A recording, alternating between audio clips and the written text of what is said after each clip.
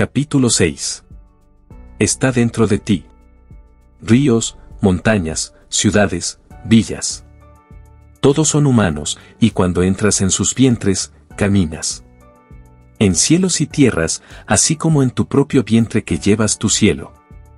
Y tierra y todo lo que observas, aunque aparenta estar afuera, está dentro, en tu imaginación, de la cual este mundo de mortalidad es nada más que una sombra. El mundo interno era tan real para Blake como la tierra externa de la vida despierta. Él veía sus sueños y visiones como las realidades de las formas de la naturaleza. Blake reducía todo al fundamento de su propia conciencia. El reino de los cielos está dentro de ustedes. Lucas 17, 21. El verdadero hombre, el hombre imaginativo, ha invertido el mundo externo con todas sus propiedades. La aparente realidad del mundo externo que es tan difícil disolver, es solamente la prueba de la absoluta realidad del mundo interno de su propia imaginación. Nadie puede venir a mí si no lo atrae el Padre que me envió. El Padre y yo somos uno. Juan 6, 44, 10, 30. El mundo que es descrito por observación es una manifestación de la actividad mental del observador.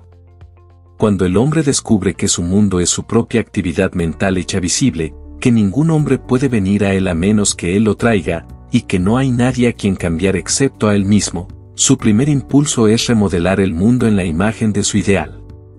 Pero su ideal no se encarna fácilmente. En ese momento en que él deja de ajustarse a la disciplina externa, debe imponerse a sí mismo una disciplina mucho más rigurosa, autodisciplina de la cual depende la realización de su ideal.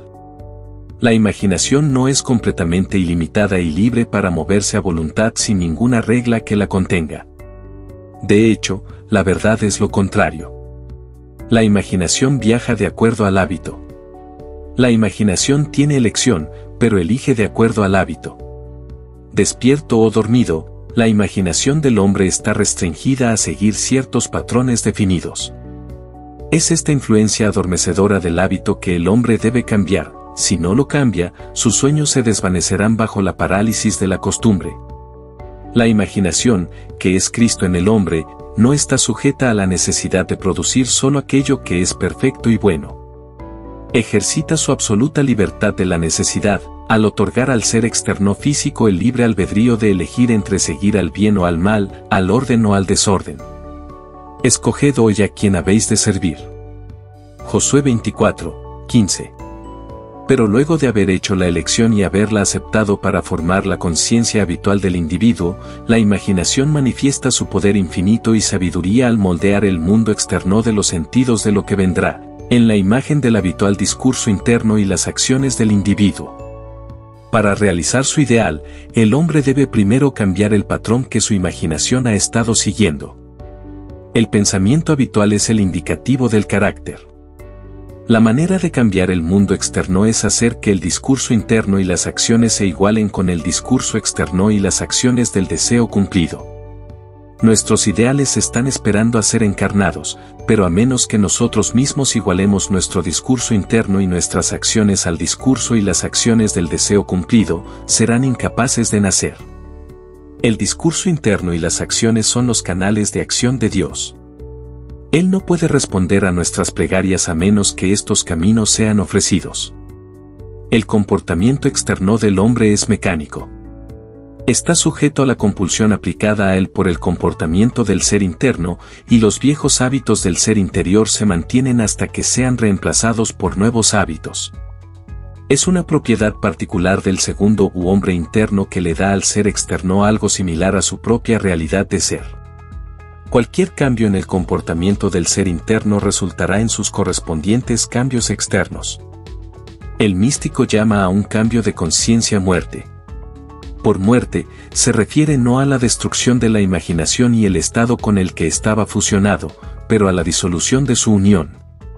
Fusión es unión más que unidad.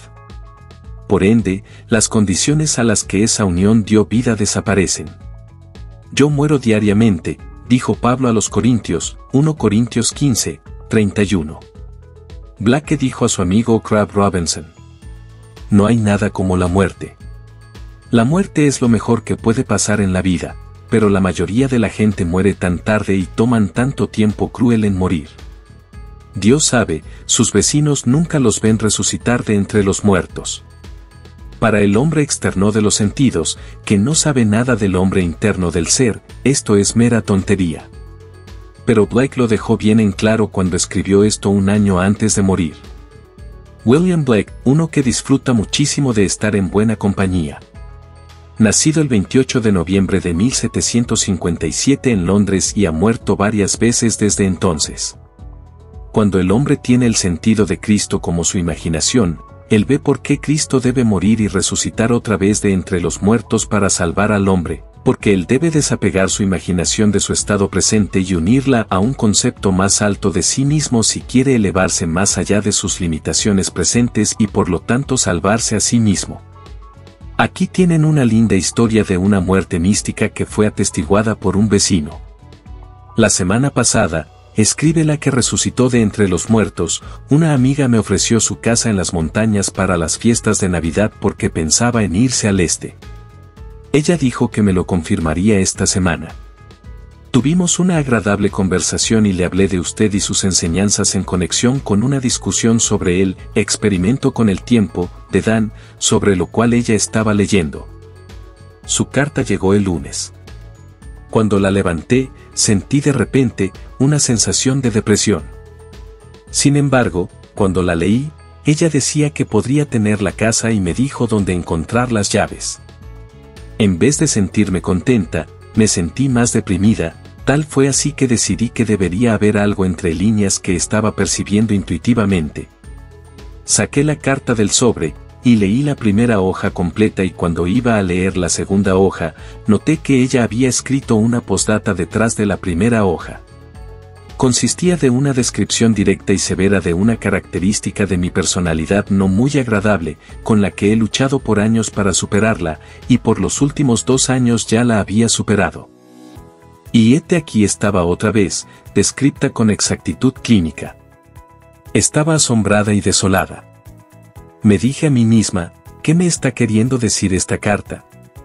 Primero, me invita a usar su casa, dado a que me había visto a mí misma en una casa hermosa durante las fiestas.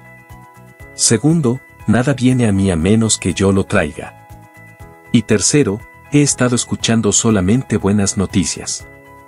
Entonces la conclusión obvia es que algo en mí corresponde a esta carta y no importa lo que parezca, son buenas noticias. Releí la carta y cuando lo hice, me pregunté, ¿qué hay aquí para que tenga que verlo? Y luego lo vi.